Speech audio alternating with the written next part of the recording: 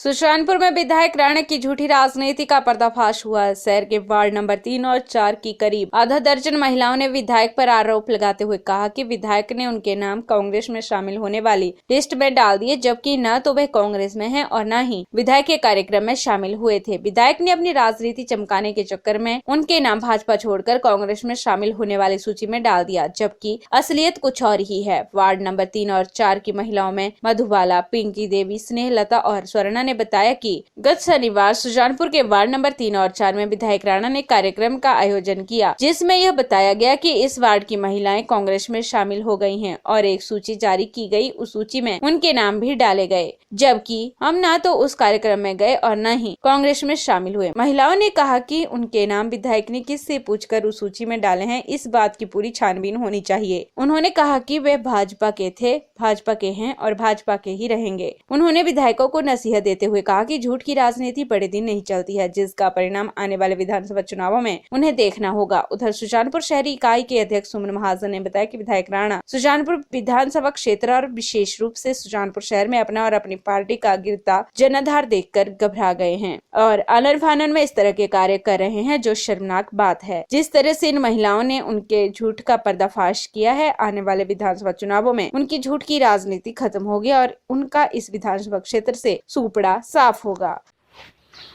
विधायक राणा जी ने परसों जो एपिसोड हुआ वो बड़ा शर्मनाक था, क्योंकि उसमें उन्होंने अपनी सुर्खियां बखोरने के लिए लोगों को गुमराह किया, झूठे दिलासे दिलाए ताकि वो हमारे पार्टी में शामिल हो जाए।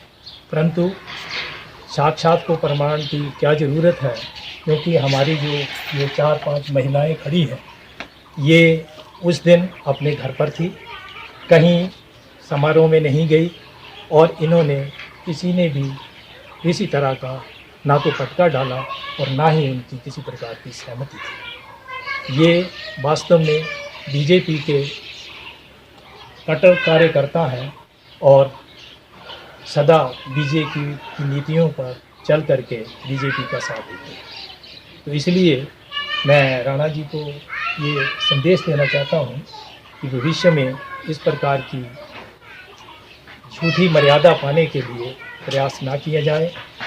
और ये वास्तविकता है, क्योंकि उनको ये डर लग गया है कि आने वाले 2022 में उनका सुपड़ा पूरी तरह से उनके हाथ से निकल रहा है। PL TV के लिए हमीरपुर से ब्यूरो रिपोर्ट।